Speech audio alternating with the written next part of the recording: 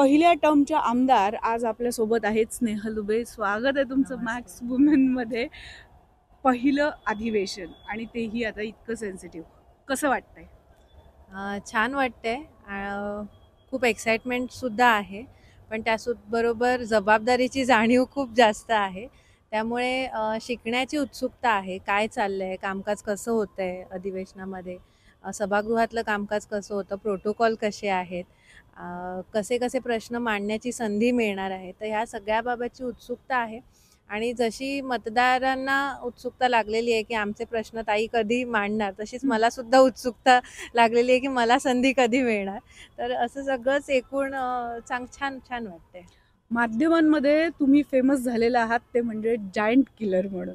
हे giant clear किंवा आपण म्हणूया की एक राजकीय प्रकारचा दहशतवाद संपवण्याची सुरुवात जी आहे ती स्नेहल दुबे यांनी सुरुवात केलेली आहे. तुम्हाला नक्की कसं वाटतं याबद्दल? याकडे कसं बघताय तुम्ही?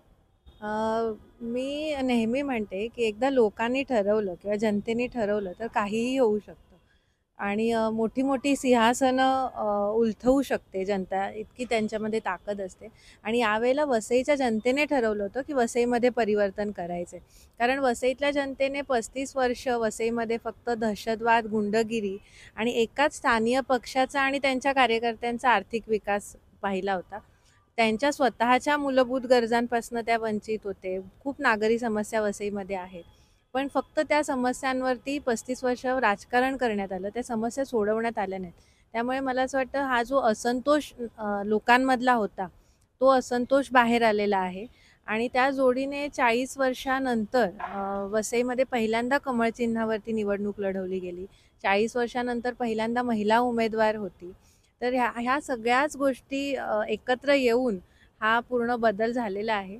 आणि मला असं वाटतं की खूप मोठा मार्जिन जरी जास्त नसली मतांची, तरी विजय हा महत्त्वाचा असतो आणि तो लोकांच्या प्रयत्नांनी मिळवलेला विजय आहे. त्यामुळे त्याला खूप महत्त्व आहे. अगदीच विजय महत्त्वाचाच आहे डेफिनेटली. कारण एका मताने का होईना पण निवडणूक हारली तर हारली, जिंकली तर जिंकली, हा विषय असतो. एक सगळ्यात साधारणतः तुमच्याकडे बघितलं जातं ते म्हणजे पंडितरावांची मुलगी. आता बऱ्याचदा बघणाऱ्यांना असं वाटतं की तुम्ही आता विधानसभेमध्ये आलेला असाल पण तुमचं ट्रेनिंग तर झालेलंच आहे. तुम्हाला आत्ता पहिल्यांदा आल्यानंतर नक्की कशा प्रकारे वाटतंय? ताण वाटतोय? कारण राजकीय घडामोडी ज्या आहेत त्या आपण बघतोच आहोत. याच्यामधला हा ताण तुम्ही हँडल कसा करतात आणि वडिलांचं मार्गदर्शन नक्की कसं होतंय? वडिलांचं मार्गदर्शन मिळतंच आहे. पावलोपावली मिळते. आणि हे पहिल्यापासून म्हणजे बाबा आणि आई जेव्हा ह्या सामाजिक कार्यामध्ये होते, तेव्हापासून मी त्यांच्यासोबत काम करते. माझा स्वतःला 20 वर्ष झाली सामाजिक कार्यामध्ये सक्रिय असताना. आणि बाबांनी आणि आईने स्थापन केलेली समर्थन संस्था आहे, जी मंडळाबरोबर काम करते, विधानमंडळाच्या कामकाजासोबत. तर त्यामधला सुद्धा अनुभव होता. पण आतमध्ये आमदार म्हणून बसणं आणि तो अनुभव घेणं हा खूप वेगळा अनुभव आहे. आणि त्या बाबतीमध्ये बाबासुद्धा मला पावलोपावली मार्गदर्शन करतायत. पण असतं ना की आपलं मार्गदर्शन मिळाल्यानंतर सुद्धा तो अनुभव जो असतो तो एक स्वतःचा अनुभव असतो. तो स्वतःचा अनुभव मी घेते आहे.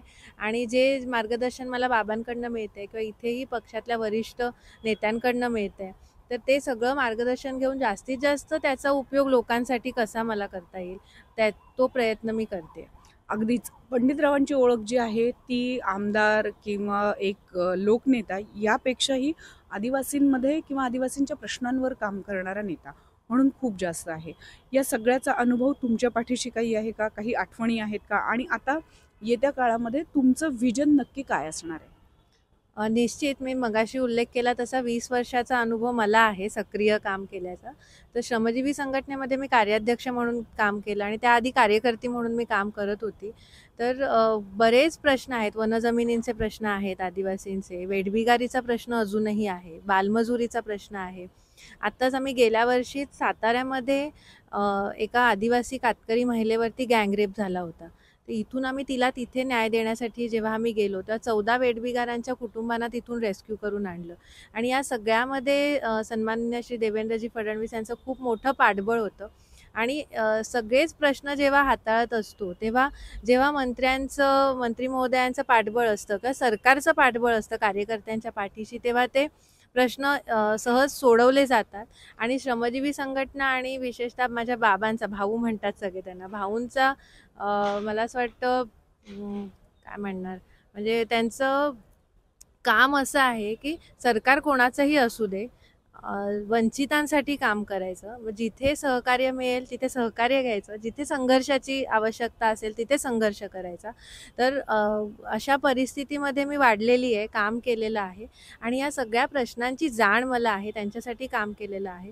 त्याच्यामुळे मी जेव्हा आता इथे विधानसभेमध्ये लोकप्रतिनिधी म्हणून स्वतःला बघते, तेव्हा माझ्यावरती फक्त वसई मतदारसंघाचेच प्रश्न मांडण्याची जबाबदारी नाही आहे.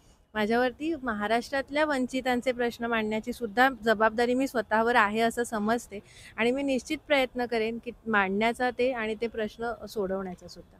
अगदीच ही विधानसभा निवडणूक जी आहे ती बहुधा महिला केंद्रित आहे असं म्हणायला हरकत नव्हतं. पहिल्यांदाच असं झालं की महिलांना केंद्रस्थानी ठेवून यानंतर ही निवडणूक लढली गेली. महाराष्ट्राच्या इतिहासात हे बदल आपण बघितलेत. पण आता विधान भवनात आल्यानंतर तुमच्या स्वतःचं महिलांसाठीचं नक्की व्हिजन काय आहे, किंवा तुम्हाला याच्यातला, अर्थात तुम्ही सामाजिक कार्यामध्ये नेहमी कार्यरत होताच, तर तुम्हाला याच्यातले बदल जाणवत आहेत का?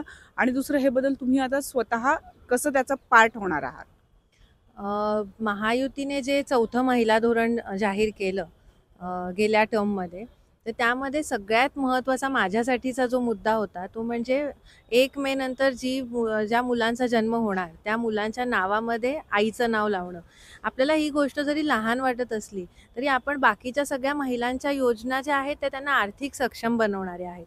पण ही एक गोष्ट अशी आहे जी त्यांना सामाजिक समता देते, सामाजिक सक्षम त्यांना बनवते आणि ही गोष्टसुद्धा खूप महत्त्वाची आहे. तर अशा पद्धतीने जे राज्य, जे सरकार सामाजिक समतेच्या दृष्टीने पाऊल उचलते, तसं मला असं वाटतं की महिलांच्या दृष्टीने खूप चांगल्या गोष्टी घडू शकतात. आर्थिक सक्षमतेसोबत सामाजिक सक्षमतासुद्धा महिलांमध्ये आली पाहिजे, त्यांचं नेतृत्व पुढे आलं पाहिजे. आज जर तुम्ही बघितलं की आरक्षण नाही आहे महिलांना विधानसभेच्या निवडणुकीमध्ये, ज्या काही महिला आमदार इथे आहेत ते त्यांना आरक्षणाशिवाय तिकीट मिळून इथे आलेले आहेत. मलाही तिकीट मिळालं ते आरक्षणाशिवायचं तिकीट मिळालेलं आहे. त्यामुळे तो सुद्धा मुद्दा महत्त्वाचा आहे की तिथे कर्तृत्व बघून आपल्याला तिकीट दिलं जातं आहे, तिथे नेतृत्व करण्याची संधी दिली जाते. आणि त्याच पद्धतीने फक्त विधानसभा नाही तर ग्रामपंचायतीपर्यंत त्या महिला नेतृत्वांना संधी दिली पाहिजे. कारण की महिलेचं नेतृत्व जेव्हा पुढे येतं तेव्हा ती नक्कीच निश्चित चांगलं काम करू शकते, गावापासून ते विधानसभेपर्यंत. एकंदरीतच घराणेशाहीचा आरोप जो आहे तो सातत्यानं तुमच्यावरही होताना दिसतो आणि ती कुजबुजही आपल्याला चालताना दिसते. पार्टीमध्ये असेल, पार्टीच्या बाहेर असेल, तर या घराणेशाहीच्या आरोपाकडे तुम्ही स्वतः कसं बघताय? कसं असतं, आपल्याला आईवडिलांच्या पुण्याईवरती संधी मिळते आणि नक्कीच माझ्या पाठीही माझ्या वडिलांची पुण्याई आहे आणि इतरांवरही जर तसे आरोप होत असतील तर ती पुण्याई पाठीशी असते. पण आपल्याला संधी मिळाल्यानंतर ती संधी सिद्ध करूनही दाखवावी लागते आणि ती स्वतःच्या कर्तृत्वावर सिद्ध करावी लागते. आणि केवळ फक्त मला असं वाटतं की आपले आईवडील किंवा जे कोणी घरातले इतर असतात त्यांच्या पुण्याईवरती, त्यांच्या नावावरतीच संधी मिळत नसते, तर स्वतःचं कर्तृत्वसुद्धा त्यावेळेला सुद्धा सिद्ध करावं लागतं, ज्यावेळेला आपल्याला कुठेही संधी मिळत असते. आता ही निवडणुकीच्या संधीबद्दल आपण बोलतोय, पण तिथे स्वतःचं कर्तृत्व असलेल्यांनाच मला असं वाटतं थोडं तरी स्वतःचं कर्तृत्व असावं लागतं आणि नंतर ते कर्तृत्व सिद्ध करणं हे ज्यांना संधी मिळालेली आहे ते त्यांच्या हातात असतं. ते जेव्हा सिद्ध करतात तेव्हाच त्यांना दुसरी संधी मिळते. त्याच्यामुळे ज्यांना, म्हणजे मी सुद्धा हे समजते की मला माझ्या वडिलांच्या पुण्याईमुळे संधी मिळालेली आहे, पण पुढे जर मी 5 वर्षात चांगलं काम केलं तरच मला जनता पुढे संधी देणार आहे. त्याच्यामुळे आताची जी लढाई आहे ही माझी स्वतःची लढाई आहे की मी माझं कर्तृत्व कसं दाखवते. अगदीच हे सगळं होत असताना आता तुम्हाला, म्हणजे तुम्ही वडिलांबरोबर जेव्हा काम सुरू केलं तेव्हा विचार केला होता की कधी आपण निवडणूक लढवू किंवा राजकारणात यायचं, या सगळ्याचा विचार कसा आणि केव्हा केला होता? खरं सांगायचं तर अजिबात राजकारणाचा विचार केला नव्हता. कारण लहानपणापासूनच, म्हणजे मी गर्भात असल्यापासूनच माझ्यावरती संघटनेचे, संघर्षाचे संस्कार झालेले आहेत आणि लोकांसाठी लढायचं हेच संस्कार माझ्यावरती झालेले आहेत आणि लढाई ही माझ्या रक्तात आहे. तर त्यामुळे राजकारणात आल्यानंतर प्रत्येक वेळेला आपल्याला संघर्षच नाही करावा लागत. खूप ठिकाणी आपल्याला नमतं घ्यावं लागतं, खूप ठिकाणी वेगवेगळ्या आपल्याला वेगवेगळ्या पद्धतीने काम करावं लागतं. तर त्याच्यामुळे हा विचार कधी केला नव्हता. वंचितांसाठी लढणं, संघर्ष करणं, त्यांना न्याय मिळवून देणं एवढंच एक ध्येय होतं समोर.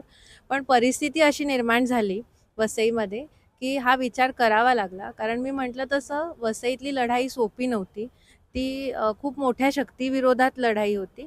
खूप 35 वर्षाच्या दहशतवादाविरोधात, गुंडगिरीच्या विरोधात लढाई होती. आणि ही लढाई आम्ही म्हणजे मी लहान असतानापासून 4थीत असताना माझे वडील पहिल्यांदा यांच्या विरोधात निवडणूक लढले होते. तेव्हापासून मी ह्या सगळ्या लढाईमध्ये आहे त्यांच्यासोबत. त्याच्यामुळे जेव्हा आता संधी आली की आपल्याला लढावं लागणार आहे, आपण असंच आंदण देऊ शकत नाही आणि वसईच्या लोकांना असंच आपण सोडू शकत नाही, तेव्हा मग लढाईची तयारी दाखवली. आणि ज्यावेळेला ही संधी मिळाली त्यावेळेला असं अजिबात जिंकणार आपण किंवा आपण जिंकण्यासाठी ही लढाई लढतोय असं नाही, लढण्यासाठी ही लढाई लढतोय, त्याचे परिणाम काहीही होत आपल्याला लढायचे हा विचार करून या लढाईला सुरुवात केली होती. पण बाबांना केव्हा सांगितलं की मला निवडणूक लढायची आहे? आठवतंय काही? मी नाही सांगितलं खरं म्हणजे. कारण भाजपाकडून बाबांना विचारणा झाली होती निवडणूक लढण्याविषयीची. पण बाबांचं स्पष्ट मत होतं की माझं आता निवडणुकीतलं राजकारण मला करायचं नाही आहे. मी आता फक्त आणि फक्त समाजासाठी काम करणार, निवडणुकीच्या बाहेर राहून. त्यामुळे त्यांनी नकार दिला.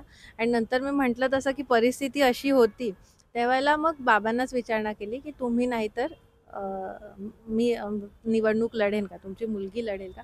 तेव्हा बाबांनी मला विचारलं. मी म्हटलं जर लढायचं असेल तर मी लढायला तयार आहे, अशी माझी रिॲक्शन होती. आणि तिथून हा सगळा प्रवास सुरू झाला. पण असं जरी असलं तरी बऱ्याचदा महिला असतील, मुली असतील, करिअरच्या बाबतीतही डिसिजन घेताना लग्न असेल, मूल असेल, घर असेल, या सगळ्याचा विचार करतात. विधान भवनातही आपण बघतो की नमिता मुंदडा असतील किंवा सरोज आहिरे असतील, त्या आपल्या मुलांना घेऊन कसरत करून गेल्या मागच्या टर्मलाही आणि या टर्मलाही आपलं काम करताना दिसत आहेत.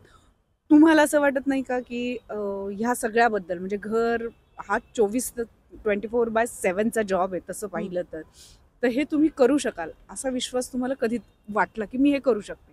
कारण हे वर्क लाईफ बॅलन्स दिसतं तितकं सोपं नाही आहे. खरं सांगायचं झालं तर थोडीशी याची सवय आहे. कारण की संघटनेचं काम करत असताना, लोकांचं काम करत असताना 24 तास काम करावं लागतं. तुम्हाला 24 तास तुमचा फोन सुरू ठेवावा लागतो की कोणाचाही कधीही अडलेल्यांचा फोन येऊ शकतो, अडलेल्या नडलेल्यांचा. आणि त्यांना मदत करणं हे आपलं कर्तव्य, आपण कार्यकर्ते म्हणून. त्यामुळे ह्या सगळ्या कामाची मला सवय होती आणि माझ्या मुलांनाही ती सवय आहे. त्यामुळे आत्ता ही निवडणूक लढताना आणि जिंकल्यानंतर खूप कठीण नाही जाते. फक्त एकच आहे की जो लोकांचा ओढा सतत घरी लागलेला आहे निवडणूक जिंकल्यानंतरचा, ते थोडंसं मॅनेज करायला थोडंसं कठीण जाते, माझ्यापेक्षा जास्त माझ्या मुलांसाठी. पण मला असं वाटतं की लोकांमध्येही, वसईच्या लोकांमध्येही इतका उत्साह आहे की 35 वर्षानंतर कोणतरी हक्काचा माणूस मिळालेला आहे, आमदार मिळालेला आहे. त्याच्यामुळे लोक इतक्या उत्साहाने भेटायला येतात. तर त्यामुळे मला असं वाटतं थोड्या दिवसामध्ये हेही सगळं नॉर्मल होईल. एकदा नियोजन झालं कामाचं, व्यवस्थित नियोजनपूर्वक काम सुरू झालं की सगळ्या गोष्टी होतील. आणि मला असं वाटतं की म्हणजे महिला जेव्हा राजकारणात येते किंवा सामाजिक कार्यामध्ये काम करत असते, तर तिच्या पाठीमागे घरच्यांचा पाठिंबा हा भक्कम लागतो, तेव्हाच ती चांगलं काम करू शकते. आणि मला सासरच्यांचाही भक्कम पाठिंबा आहे, माहेरच्यांचाही आहे आणि सगळ्यात जास्त मुलांचा आहे. माझा छोटा मुलगा 7वीत आहे आणि मोठा 12वीत आहे. मी आता त्याची 13 फेब्रुवारीला बोर्ड एक्झाम आहे. पण मी एका महिन्यात मला काही माहिती नाही आहे की त्यांनी काय तयारी करतोय तो आणि काय नाही. पण मला त्यांच्यावरही विश्वास आहे की तेही मला साथ देत आहेत. मुलांना काही खास ट्रेनिंग दिलेलं आहे या सगळ्या परिस्थितीत, किंवा त्याची मानसिक तयारी कशी केली? कारण सतत आजूबाजूला दिसणारी आई आता सतत बाहेर असणार आहे, यासाठी डेफिनेटली त्यांना तयार तर करायला लागलं असेल. ती हळूहळू म्हणजे वेळेनुसार ती होत गेली परिस्थिती. म्हणजे कधी कधी छोट्या मुलाचा थोडासा प्रॉब्लेम होतो, तो थोडासा कधी कधी असा उदास होतो थोडासा. पण ठीक आहे, म्हणजे तो पण मॅनेज करतोय आता. आणि मीही प्रयत्न करेन. ही तारेवरची कसरत आहे, कारण की जितकं काम महत्त्वाचं आहे तितकंच माझी मुलंही माझी जबाबदारी आहे. त्याच्यामुळे ते मॅनेज करावंच लागणार आहे. पण तारेवरची कसरत आहे, होईल हळूहळू. मतदारसंघाबाबत आपण जर एक आढावा घेतला तर आपल्या लक्षात येतं की वसई तसं मुंबईच्या जरी जवळ असं म्हटलं गेलेलं असलं तरी अजूनही हवं तितकं डेव्हलप झालेलं नाहीये. तर नक्की या आपल्या मतदारसंघासाठीचं तुमचं स्वतःचं विजन काय आहे? पुढच्या 5 वर्षामध्ये कुठली कुठली कामं हातात घ्यायची असं तुमच्या डोक्यामध्ये आहे? पुढच्या 5 वर्षामध्ये पहिलं तर प्राथमिकता आहे पाण्यासाठी. कारण की 35 वर्ष वसईमध्ये पाण्याचं फक्त राजकारण केलं. मोठी टँकर लॉबी वसईमध्ये चालते. एकेका बिल्डिंगचं 8-8 लाख रुपये टँकरचं फक्त बिल येतं. तर ह्या सगळ्या गोष्टी कमी करून वसईच्या प्रत्येक घरामध्ये पुरेसं पाणी शुद्ध पाणी कसं देता येईल त्याकडे लक्ष द्यायचं आहे. वसईमध्ये महानगरपालिका होऊन 14 वर्ष झाली. पण एकही सरकारी सुसज्ज मल्टीस्पेशालिटी हॉस्पिटल वसईमध्ये नाही आहे महानगरपालिकेचं. तर ते सुद्धा करणं प्राथमिकता आहे. कारण की सामान्य जनता कुठे जाणार? प्रत्येक वेळेला मुंबईला येणं परवडत नाही आणि तिथे प्रायव्हेट हॉस्पिटलमध्ये परवडत नाही. तर ती आरोग्य ही सुद्धा प्राथमिकता आहे. शिक्षण ही खूप मोठी समस्या महानगरपालिकेच्या क्षेत्रामध्ये आहे. कारण 117 शाळा आहेत अंदाजे महानगरपालिकेमध्ये, ज्या जिल्हा परिषदेच्या शाळा अजूनही महानगरपालिकेने हस्तांतरित करून घेतलेल्या नाही आहे. त्याच्यामुळे खूप मोठा प्रश्न शिक्षणाचा सुद्धा आहे.